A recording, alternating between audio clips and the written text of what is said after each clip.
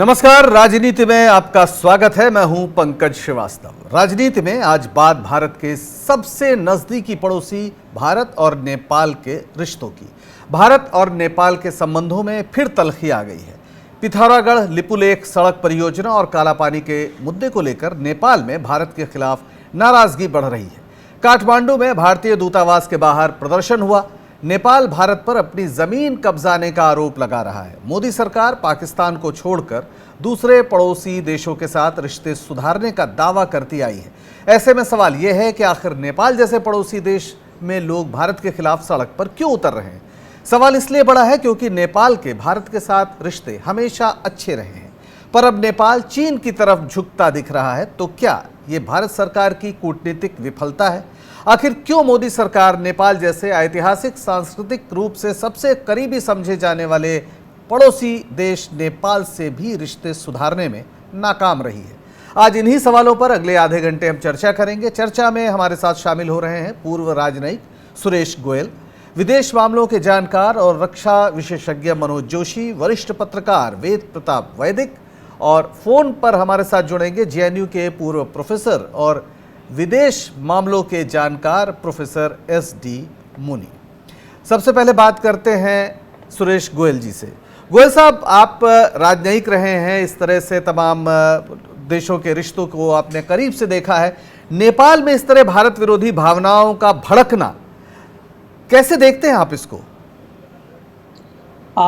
देखिए पंकज, मैं अगर आजकल का जो हो रहा है कि भावना भड़क रही है, मैं थोड़ा सा इसका जो रूट है लिपुलेख पास का जो ये इसमें जा रही है, इसका थोड़ा सा इतिहास जानना जरूरी है जी। देखिए, ट्रेडिशनली कम से कम 200-300 सालों से ये जो रूट रहा है, ये हमेशा से हिंदुस्तान से चाइना तिब्बत की तरफ जाने के लिए, ट्रेड के लिए एक रास्ता रहा है। इसके अलावा जो कैलाशन मानसरोवर के लिए जो तीर्थ यात्रा पर यहाँ से लोग जाया करते थे, बुद्धिस्ट या हिंदू, तो कम से कम 200-300 सालों से वो भी रूट चलता रहा है। 1962 वॉर के दौरान उसके बाद में यहाँ पर तल्खी आई, रास्ता बंद हुआ। 1977 में जब हमारे राजदूत दोबारा चीन गए और चीन के राजदूत यहाँ पर आए, तो उसका सबसे पहला एक अर्ली हार्वेस्ट ये रहा कि 1981 में ये रास्ता दोबारा खुला और यहाँ से तीर्थ यात्रा दोबारा शुरू हुई। और 1992 में इस रास्ते से बॉर्डर ट्रेड का भी रास्ता खुला। बॉर्डर ट्रेड का जो रास्ता है, रूट, ये काली नदी के किनारे किनारे जाकर के जी काला पानी से सीधा जाके लिपुलेख पास पर इनको ये क्रॉस करते हैं। मैं वहां खुद जा चुका हूं रास्ते के ऊपर। कभी भी मेरी याद में कभी भी यहाँ पर ऐसी तल्खी नहीं हुई। तभी भी जब मैं 1996 में या 1996 में जब मैं गया था वहां पर कैलाश मानसरोवर की यात्रा पर, तब भी काला पानी ये जो एरिया क्लेम कर रहे हैं कि नेपाल का है, तब भी वहां पर इंडियन कैंप था। वहां पर लिपुलेख पास को हमेशा से मानते रहे हैं कि हिंदुस्तान में रहा है वो, तो कभी भी नहीं रहा है ये। तो अभी जो एक नेपाल में ये भावनाएं भड़की हैं। और एक चीज और मैं बताना चाहूंगा कि उस रास्ते में जो ट्रेड होता है, ट्रेड के लिए खाली यही नहीं कि हिंदुस्तानी ट्रेडर्स होते हैं, नेपाल का भी ट्रेड होता है। बिल्कुल। सुरेश जी, मैं आपको टोकूंगा और लोगों से भी बात करनी है, दोबारा आपके पास आएंगे। दरअसल सवाल ये भी उठ रहा है कि नेपाल की सरकार लगातार ये मांग कर रही है कि इस पर भारत सरकार जो अभी स्थिति है उस पर तुरंत बात करे, जो भारत सरकार उस पर उस तरह से रिएक्ट नहीं कर रही है। प्रोफेसर एसडी मुनि हमारे साथ हैं। प्रोफेसर साहब, क्या लगता है कि भारत सरकार नेपाल को टेकन फॉर ग्रांटेड ले रही है, या फिर हमारी कूटनीतिक और जो विदेश नीति की समझ है उसमें कुछ समस्या है? देखिए, हमारा जो नेबरहुड फर्स्ट का पॉलिसी मोदी जी का था, वो लड़खड़ाने लगा है 2015 के बाद में ना। और हमने उस संविधान में कुछ परिवर्तन लाने के लिए हस्तक्षेप भी किया डिप्लोमेटिक तरीके से। और उसके बाद वहाँ पे जो इकोनॉमिक पाबंदियाँ कुछ लगी, जिसको वो लोग ब्लॉकेड कहते हैं, उससे वहाँ के लोगों ने वहाँ के राष्ट्रवाद का राजनीतिकरण करके उसको भारत के खिलाफ कर दिया है। और तब से ये रिश्तों में तनाव लगातार चल रहा है और नेपाल बराबर एक बात कहता है कि जो हमारे अनसुलझे हुए मुद्दे हैं उनको बैठ के सुलझाया जाना चाहिए। और ये सही बात है कि ये जो बॉर्डर का मुद्दा है, करीब मैं बताऊं 97-98% बॉर्डर तो सेटल्ड है, उस पर डिस्प्यूट नहीं है। जो 2-3% का रह गया था उस पर यह तय हुआ कि दोनों फॉरेन सेक्रेटरी आपस में मिल के उसका सुलटा करेंगे, लेकिन हमारा फॉरेन सेक्रेटरी अभी इस स्थिति में नहीं है कि बताए। और अभी ये हमने कहा है कि ये कोविड होने के बाद में जब नॉर्मल स्थिति हो जाएगी तब हम बैठ के बात करेंगे। लेकिन नेपाली कुछ तो राजनीति से प्रेरित होकर और कुछ अपने राष्ट्रवाद से प्रेरित होकर बार बार इस बात को कहते हैं कि नेपाल के साथ भारत ठीक बर्ताव नहीं कर रहा। 1 मिनट और अगर आप दें तो मैं कह दूं कि जहां तक ये काले पानी क्षेत्र का सवाल है, उसमें दोनों भारत के पास भी अपने प्रमाण हैं और नेपाल के पास भी अपने प्रमाण हैं। तो इन प्रमाणों को बैठकर ही सुलझाना पड़ेगा। नेपाल 1816 की सुगौली संधि पे जाता है और भारत के पास में पुराने अंग्रेजों के जमाने के नक्शे हैं, जबकि नेपाल ने उन पर कोई ऐतराज नहीं उठाया बाद में। और अभी ये इस काले पानी के मुद्दे को लेकर नेपाल का ऐतराज 1990 के बाद में ही कोई जोर शोर से शुरू हुआ है, उसके पहले नहीं था। और चीन के ये जैसा सुरेश जी ने कहा, हमारे फौजी भी वहाँ बैठे हैं और यही नहीं, चीन ने भी मान लिया है कि जो हमारी उनके साथ सीमा है उसमें नेपाल का ये हिस्सा कहीं नहीं आता है, लेकिन नेपाल उसको अपना हिस्सा मानता है। तो ये कुछ हद तक देखिए वहाँ कम्युनिस्ट सरकार है और चीन ये चाहता है कि अब वो सरकार उनके वश में रहे। और अब चूंकि बॉर्डर के ऊपर हमारी बातचीत हो रही है और तनाव भी है कई जगह में, इसलिए चीन ये जरूर चाहता होगा कि भारत को वहां से दखल किया जाए। बिल्कुल। और तो इसीलिए वो जरूर उसको सपोर्ट कर रहा होगा। इसमें लगातार अपने अपने तर्क हैं, जैसा आपने कहा कि 1816 की सुगौली संधि का वो जिक्र बार बार करता है और ये भी कहता है कि 1961 में उसने जो है वो जनगणना करवाई थी काला पानी में, जबकि 1962 के युद्ध के बाद से ही भारतीय सैनिक वहां पर मौजूद हैं। मनोज जोशी जी, ये सारे विवाद तो हैं जो हमें औपनिवेशिक रूप से मिले हैं, औपनिवेशिक इतिहास के साथ नत्थी हैं ये सब विवाद, लेकिन इस समय जो स्थिति है, क्या भारत सरकार के पास इतना वक्त नहीं है कि वो जो नेतृत्व है नेपाल का उसको इंगेज करती, उससे वार्ता करती, या फिर इसकी जरूरत ही नहीं है, नेपाल को जो करना हो करे, इस सोच पर हम चले गए? देखिए, मुनि जी ने आपसे कहा कि 2015 से एक स्थिति पैदा हुई है जहां तक कि भारत विरोधी सवाल हैं। जो नेपाल में जो भारत विरोधी राजनीति है ये तो बहुत पहले से चली आ रही है, कोई नई बात नहीं है। जहां तक कि काला पानी का सवाल है, देखिए मैं कुमाऊं का रहने वाला हूं, हमारे लिए तो काला पानी बहुत करीब की हमारे लिए मानी जाती है, काफी करीब की जगह है। हमारे दादा परदादा वहां से तिब्बत जाते थे, तो हमारे लिए भी एक इमोशनल मामला है और नेपाल में भी लग रहा है कि ये एक इमोशनल मामला बन गया है।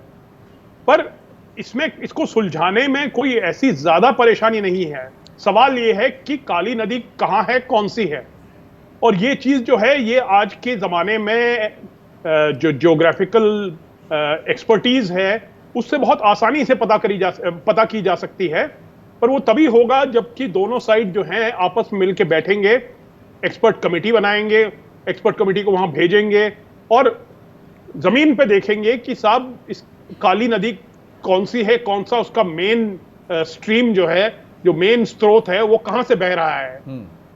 ये सवाल जो है ये केवल नेपाल और भारत का नहीं है, चीन के साथ तो हम पूरे, आप जानते हैं हमारी पूरी सीमा जो है इस पे उलझी हुई है, ये तय करने के लिए कि बॉर्डर कहां है। तो मैं समझता हूं कि जो इमोशन का जो मामला आ गया है इसमें 2015 से, और ये क्योंकि नेपाल छोटा मुल्क है, हमारे मुकाबले छोटा मुल्क है, मैं समझता हूं कि ये हमारी डिप्लोमेसी की कमी है कि हम जो है नेपाल को साथ लेके नहीं चल पा रहे हैं।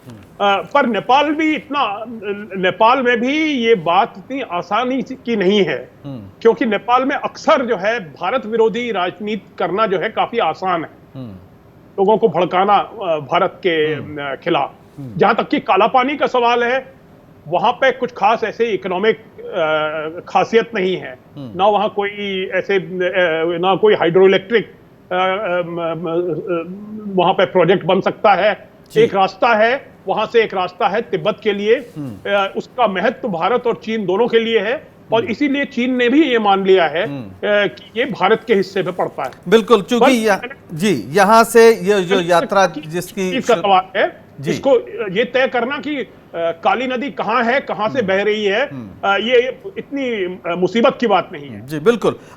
वैदिक जी हमारे साथ हैं। वैदिक जी, आपने तो बहुत करीब से देखा है जो तमाम देशों के आपसी रिश्ते, खासतौर पर पड़ोसी देशों के साथ। एक सड़क बनती है धारचूला से सीधे वो काला पानी तक या लिपुलेख दर्रे तक, जहाँ से अब कहा जाए तो जो पूरा जो रास्ता है मानसरोवर का वो बहुत करीब हो जाएगा, ऐसा कहा जा रहा है। बहुत से भारतीयों के लिए एक बहुत ही ये इमोशनल मसला है। इस पर चीन भी मान गया है, उसे दिक्कत नहीं है। लेकिन नेपाल जैसा देश जो सांस्कृतिक रूप से कहीं ज़्यादा, हम कहते हैं कि विश्वनाथ से लेकर और जो काठमांडू में हैं वहाँ तक, पशुपतिनाथ तक एक ही पूरा सिलसिला है, लेकिन नेपाल हमारे खिलाफ खड़ा हो गया है। क्या राष्ट्रवाद टकरा रहा है? राष्ट्रवाद की राजनीति भारत में खूब हुई तो नेपाल में भी हो रही है।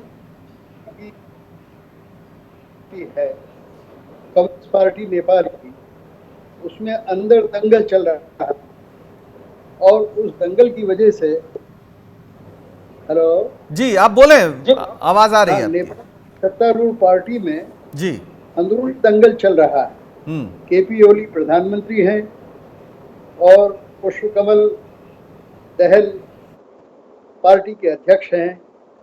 दोनों में खींचतान चल रही है, दोनों एक दूसरे पर दबाव डाल रहे हैं। तो वो इसका इस्तेमाल कर रहे हैं कि कोई भारत विरोधी मुहिम खड़ी हो जाए।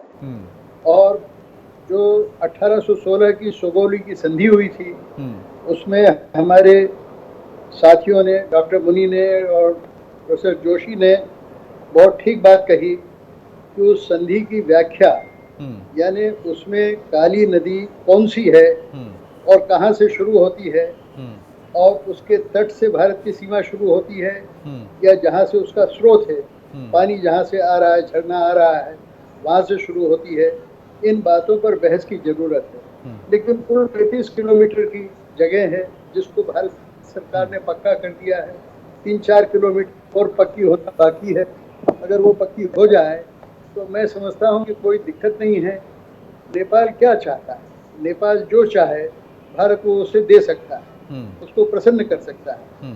लेकिन ये अगर नेपाल इसको राजनीतिक विवाद बनाएगा तो वो खुद बहुत परेशानी में पड़ जाए। क्योंकि जैसा डॉक्टर मुनि ने कहा कि उस जमाने में कोई नक्शे वगैरह बनाने की हैसियत नेपाल के पास थी नहीं। अंग्रेजों ने जो नक्शे बनाए उसके हिसाब से तो जमीन हमारी है। और 1962 तक नेपाल को भी कोई एतराज नहीं। 1962 में पहली बार नेपाल ने एतराज किया। और अब नेपाल के लिए एक बहुत ही एम्बेरेसिंग चीज ये भी है कि चीन ने उसको भारत की जमीन स्वीकार किया है अप्रत्यक्षता। क्योंकि जो 2015 में भारत और चीन के बीच समझौता हुआ है, वहाँ से व्यापार आदि का आने और जाने का, उसमें चीन ने मान्यता दी है कि वो भारत की जमीन है। जी, तो नेपाल के लिए ये भी एक परेशानी का कारण हो सकता है। बिल्कुल। तो कुल मिला के आंतरिक राजनीति, जो नेपाल की अपनी आंतरिक राजनीति है, वहाँ जो खींचतान चल रही है, जैसे वहाँ की कम्युनिस्ट पार्टी के बीच में, जैसा बताया वैदिक साहब ने, और इसके अलावा तमाम राष्ट्रवाद के नारों से अपने को ज़्यादा बड़ा राष्ट्रवादी साबित करने की जो परंपरा हम अन्य देशों में भी देखते हैं, भारत समेत, वो नेपाल में भी है। इसके दूसरे पहलुओं पर बात करेंगे एक छोटे से ब्रेक के बाद।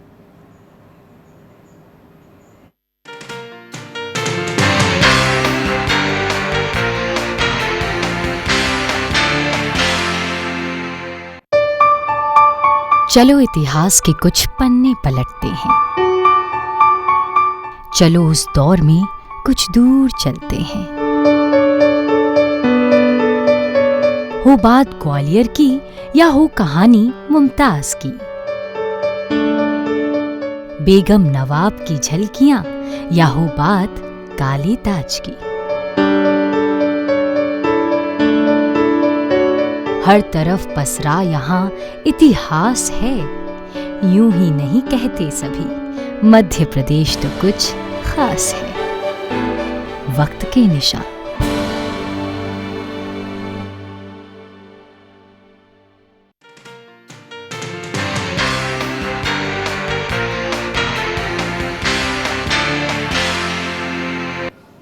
ब्रेक के बाद राजनीति में आपका एक बार फिर स्वागत है। आज हम बात कर रहे हैं कि आखिर नेपाल में भारत के खिलाफ प्रदर्शन क्यों हो रहे हैं। खास तौर पर जिस तरीके से अभी रक्षा मंत्री राजनाथ सिंह ने एक सड़क का उद्घाटन किया, धारचूला से जो सीधे लिपुलेख दर्रे तक जाती है, उसके बाद ये प्रदर्शन और बढ़ गए और कहा जा रहा है कि भारत ने नेपाल की ज़मीन पर कब्जा कर लिया है और इस मुद्दे पर भारतीय नेतृत्व बात करने को तैयार नहीं है। जेएनयू के प्रोफेसर एसडी मुनि हमारे साथ हैं।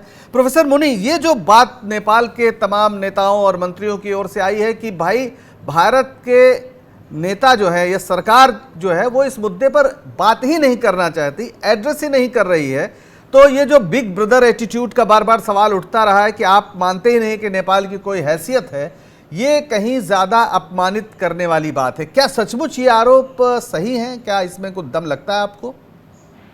ये आरोप सही भी है और उसका राजनीतिकरण भी किया गया, दोनों बातें हैं जी। सही इस माने में है कि फॉरेन सेक्रेटरी लेवल की बात का जो प्रपोजल है वो नेपाल ने रखा हुआ है और हमने उस पर अभी तस्दीक नहीं की है। उसके अलावा मैं आपको बता दूं और भी मुद्दे हैं जिससे नेपाल बहुत नाराज है कि उन पे बातचीत नहीं हो रही है। जैसे डिमोनेटाइजेशन के वक्त में बहुत सारा पैसा नेपाल का उसमें अटक गया, उसका कोई फैसला नहीं हुआ है अभी तक। जो एमिनेंट पर्सन्स ग्रुप बना था उसकी रिपोर्ट बन गई, उस रिपोर्ट के ऊपर सरकारों की अभी कोई समीकरण नहीं बना है। तो इस तरह से नेपाल बहुत सारे मुद्दों को लेके नाराज है और जब एक मुद्दा सामने आता है तो सभी कुछ बात उस पर बिखर पड़ती है। तो ये दोनों ही बातें हैं कि एक तो हम बात नहीं कर रहे हैं इस बॉर्डर के मामले पर पिछले कुछ समय से, ये बात सही है नेपाल की, ये है कि नेपाल में इसका राजनीतिकरण किया जा रहा है, चाहे वो आंतरिक जो पार्टी में विरोध है उसकी वजह से हो या जो नेपाल का राष्ट्रवाद भारत मुखी हो गया है उसको बना दिया गया है। जैसे मैंने कहा पहले से भी होता था लेकिन 2015 से ज्यादा सशक्त हो गया है क्योंकि वो बॉर्डर में जो इकोनॉमिक ब्लॉकेड हुआ उसकी वजह से वहाँ का आम आदमी इफेक्ट हुआ और सबको लगा कि ये भारत की वजह से हम तंग है। तो इकोनॉमिक ब्लॉकेट जैसी जो स्मृतियां हैं वो कटुता को वो और नहीं गई है जी गई नहीं है और वो उस अंदर भरी हुई है। गोयल साहब, आपको क्या लगता है कि ये जो बात हो रही है नेपाल की ओर से कि आप बात ही नहीं कर रहे हैं, आप इस प्रॉब्लम को एड्रेस ही नहीं कर रहे हैं, क्या ऐसा नहीं लगता कि इस पूरे खित्ते में खास तौर पर चीन के पक्ष में ये बात जाती है कि नेपाल अगर भारत से दूर होता है, क्या इस पे गंभीरता से सोचने की जरूरत भारतीय सत्ता प्रतिष्ठान को नहीं है? देखिए, जैसा क्या है कि पहले आपने ही बताया और प्रोफेसर मुनि ने बताया कि यहाँ पर चीन पहले ही इस बात के लिए राजी हो चुका है कि सड़क में जो ये लिपुलेख ये भारत का हिस्सा है और वहाँ पे सड़क बननी चाहिए और काला पानी के ऊपर भी उसकी कोई ऐसी प्रतिक्रिया नहीं है। हमें एक बात समझनी चाहिए कि आज का नेपाल ये 1990 का या 2000 का नेपाल नहीं है। नेपाल में एक जो राष्ट्रवादी नीति है कि हम बराबर के देश हैं, जो पहले का था कि नहीं हम भारत के साथ में है, भारत बड़ा भाई है, रोटी बेटी का संबंध है, वो चीज़ें धीरे धीरे परे हट रही हैं और अब हमको नेपाल से, अब नेपाल को हमसे जो बातचीत है वो बिल्कुल जैसे दो इंडिपेंडेंट नेशंस हैं जिनके हिस्टोरिकल जो कंटेक्स्ट है वो इतना भी महत्वपूर्ण के लिए नहीं रह गया है। तो मैं आप जैसे काला पानी का जो है, काला पानी के बारे में बात की 2000 से पहले या 10 साल से पहले कोई बातचीत उसकी ऐसी होती भी नहीं थी। तो हमको अब ये समझ करके कि नेपाल की अपनी एक राष्ट्रवादी नीति है, उसको ध्यान में रखते थे उनसे बात करनी पड़ेगी। चाइना का इसमें मुद्दा हमको जो है ज़्यादा नहीं उठाना चाहिए, वो इसमें जो है चाहते हैं कि आगे बढ़ेगी। दूसरी चीज़ ये है कि हमें ये एम्फेसाइज करना होगा कि जो सड़क बन रही है या बनी हुई है उसमें हमारा भी उतना ही हित है और नेपाल का भी उतना ही हित है। अगर उनको ये लगता है कि इसमें हमारा एक शेयर इंटरेस्ट है तो मेरे ख्याल है बातचीत करने में आसानी रहेगी। बिल्कुल, लेकिन बातचीत करनी पड़ेगी, उसके अलावा कोई रास्ता बिल्कुल। नहीं है। और समस्या यही है कि भारत पर आरोप नेपाल का यही है कि बात ही हम नहीं कर रहे हैं। मनोज जी, आप पूरी स्थिति को देख रहे हैं और जिस तरीके से वहां पर यह सवाल उठ रहा है कि ये बात क्यों नहीं कर रहे हैं आप, क्या भारत सत्ता प्रतिष्ठान जो वर्तमान है वो क्या नेपाल की संप्रभुता का सम्मान नहीं करता है या नहीं करना चाहता, और उसे लगता है कि ये तो हमारे छोटा भाई है, वैसे ही इसको रहना चाहिए? कोई ये एटीट्यूड की प्रॉब्लम है? ये जरूर एटीट्यूड, इसमें कोई शक नहीं है। और हमने पहले ही से देखा है, पहले कहा गया था कि हम गुड नेबर पॉलिसी कर रहे हैं, साथ साथ जो है चाहे वो पाकिस्तान हो या बांग्लादेश हो। अब हम देख रहे हैं कि ये एक नया दौर आया है जबकि हम परवाह नहीं करते। और मुनि जी ने जो है, प्रोफेसर मुनि ने लिस्ट कर दिया कई जो शिकायतें हैं नेपाल की। मुझे ये समझ नहीं आता है कि अब जैसे डिमोनेटाइजेशन का मसला था, पैसा अटका हुआ और काफी पैसा है, छोटे मुल्क के लिए काफी बड़ी रकम है, इसको क्यों नहीं बदला जा सकता है? इसमें कोई वो नहीं है। और जहां तक कि काला पानी की बात है, मैं समझता हूं, जैसे मैंने आपसे कहा कि नेपाल और भारत के जो रिश्ते हैं, एक तो ये भौगोलिक तौर से जुड़े हुए हैं, हम ज्योग्राफी से भाग नहीं सकते हैं, नेपाल भाग नहीं सकता है, ना भारत भाग सकता है। और हमारे रिश्ते इतने गहरे हैं कि कोई भी नेपाली भारत में नौकरी कर सकता है, चला आ सकता है, उसको क्लास 2 नौकरी भी उसको मिल सकती है। ऐसे रिश्ते और कोई दो मुल्कों में नहीं है जैसे भारत और नेपाल के हैं। ऐसी स्थिति में नेपाल को नाराज करना जो है, मैं समझता हूं कि ये तो मूर्खता है। इसमें थोड़ी मेहनत करनी चाहिए। और जहां तक कि काला पानी का सवाल है, मैं समझता हूं कि अगर वहां एक्सपर्ट कमेटी बनाएं, एक्सपर्ट कमेटी जाए, फर्ज करिए वो कहते हैं कि हाँ नहीं साहब ये नेपाल का इलाका है, और भी कई रास्ते हैं, आप उसको लीज कर सकते हैं, बिल्कुल उस एरिया को लीज कर सकते हैं। वहां और कुछ, वहां कोई इतनी महत्वपूर्ण कोई आर्थिक वो नहीं है, ऐसी कोई चीज नहीं है जिसकी वजह से नेपाल को खासकर उसकी जगह की जरूरत है। भारत को जरूर जरूरत है, भारत को जरूरत है। हमारा जो चीन के साथ जो रास्ता है, कैलाश मानसरोवर का रास्ता है, वो वहीं से गुजरता है, वो तो वहीं से जरूरत है, नेपाल की नहीं है। बिल्कुल वहीं से गुजरता है। और चीन की पूरी भंगिमा को देखते हुए शायद नेपाल को अपने साथ रखना और जरूरी हो जाता है। वैदिक जी, हमें उन तस्वीरों की याद बार बार आती है, और अभी हम स्क्रीन पे चला भी रहे थे, जब मोदी जी गए थे वहां पर पशुपतिनाथ मंदिर में, उन्होंने पूजा अर्चना की थी और बहुत एक बड़ा शो हुआ था, और ऐसा लगा कि बस नेपाल तो भारत का विस्तार ही, एक आंगन है हमारा, एक कोर्टयार्ड है, कुछ इस तरह की एक वो कोशिश की गई थी छवि बनाने की। लेकिन आज वहाँ जिस तरीके से नौजवान सड़क पर आपके खिलाफ यानी भारत के खिलाफ उतर कर गिरफ्तारी भी दे रहा है, क्या ऐसा नहीं लगता कि हमारी जो पुरानी पूरी विदेश नीति थी, जिसमें हम तीसरी दुनिया के तो नेतृत्वकारी शक्ति थे ही, पड़ोसियों के भी, पाकिस्तान को छोड़ दें तो आमतौर पर उनके हम बहुत ही हित चिंतक के रूप में सामने आते थे, क्या हमारी अहमन्यता ने, कथित रूप से अगर मैं कहूं, जो आरोप है उसकी वजह से हम इस स्थिति को खो चुके हैं? देखिए, इसमें असली मामला है हमारी नौकरशाही का। 2015 में जो नेपाल की हमने घेराबंदी की थी, क्या वो वही नेता कर सकते हैं जो नेपाल को अपना तीर्थ मानते हैं, जो नेपाल को हिंदू राष्ट्र मानते हैं, जो नेपाल को भारत से, पड़ोसी देशों को तो मित्र मानते हैं, नेपाल को भाई मानते हैं? क्या ऐसे देश की हम घेराबंदी कर सकते हैं? लेकिन नौकरों ने सलाह दी घेराबंदी कर। 5 साल पहले जब हमारे प्रधानमंत्री और चीन के बीच समझौता हुआ था, और ये जो निपुलेख पास है कर रहा है, उससे आने जाने का, व्यापार करने, तब नेपाल ने आपत्ति की थी और कहा था कि दोनों देशों के विदेश सचिव मिलकर आपस में बात करें। अरे भाई, बात करने में क्या बिगड़ रहा है? बात करना चाहिए ना। लेकिन हमने क्या सोचा, अरे 35 किलोमीटर का मामला है, कच्चा रास्ता है, उसको जरा मजबूत बना दें, फिर होगी बात, होगी तो होगी, नहीं तो नहीं होगी। ये ठीक नहीं है। भारत को चाहिए कि नेपाल से बात करें। और मुझे खुशी है कि हमारे विदेश मंत्रालय ने नेपाल को कहा है कि कोरोना का मामला खत्म होने दीजिए, फिर बैठ के हम बात करेंगे। लेकिन मेरा कहना है कि नौबत आई क्यों, ये नौबत आने नहीं देना चाहिए। 35 किलोमीटर का मामला है।